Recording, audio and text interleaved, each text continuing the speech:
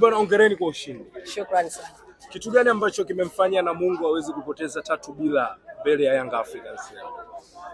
Quality ya wachezaji na uwezo. Unajua unaweza ukawa na wachezaji wazuri lakini usiwe na timu. Kuwa na wachezaji ni jambo lingine, kuwa na timu ni jambo la pili.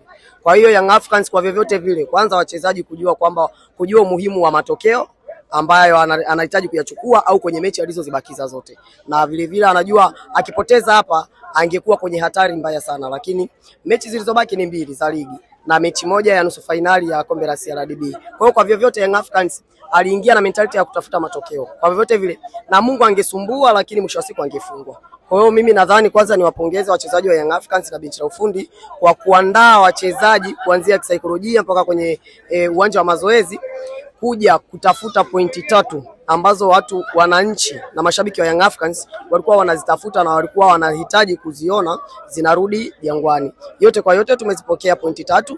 Tunajipanga kwenye mechi ambazo zimebaki, mechi 2 za ligi na mechi moja ya CRDB. Kwa hiyo tunamshukuru Mungu, wachezaji wamemaliza salama, hatujapata injury na tunaendelea kuzitafuta pointi 3 zilizobaki au pointi 6 zilizobaki kwenye mechi 2. Kwa hiyo mimi nadhani wachezaji wamefanya kazi yao na mashabiki wameplay part yao, tumeweza kuondoka na alama 3.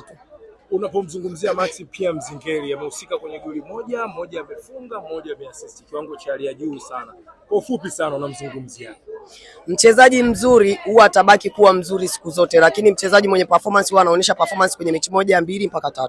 Lakini haiondoi kwamba mchezaji fulani akiwa amepoteza performance, akiwa amepoteza umahiri kwenye game moja haimaanishi kwamba ni mchezaji mbaya. Kwa Maxi Nzengeli so far hakuna mtu asojua uwezo wa Maxi Nzengeli tangu ameingia Young Africans. Watu wengi walikuwa wanasema amedraw. Mimi sijawahi kuamini katika kudrop kwa Maxi Nzengeli au kwa Aziz Ki. Ila naamini ni vile anavyoyapokea majukumu ya mwalimu na kwenda kuyatekeleza katika viwanja vya kazi. Anafanya kazi anayoelekezwa. Mpaka sasa hivi Maxi ameshafikisha assist 9. Kuna wachezaji ambao mpaka sasa kazi yao ni kutoa assist lakini hawana. Hata ukiangalia kwenye timu ya upande wa pili ambao ni wapinzani wa Young Africans, utamkuta mwenye assist nyingi ana assist 7 ambaye ni Jean Charles Ahoua. Lakini Maxi Nzengeli ambaye anacheza uwanja mzima ana assist 9 kama sikosei na magoli 5, amefunga goli lake la 5. Kwa hiyo anayempinga Maxi Nzengeli kidogo huyo atakuwa haujui mpira, au anayemkataa Maxi Nzengeli huyo atakuwa haujui mpira. Yote kwa yote Maxi Nzengeli ni mchezaji mzuri ambaye tangu ametua Young Africans amekuwa ni mchezaji muhimu na mchezaji wa lazima kwenye kikosi cha Young Africans, tena kikosi cha kwanza.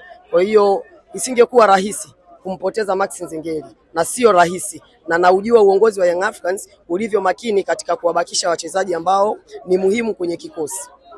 Tunapozungumzia leo bwana, Yanga kila baada ya goli moja alikuwa akishangilia hatuchezi. Hii inaleta tafsiri gani?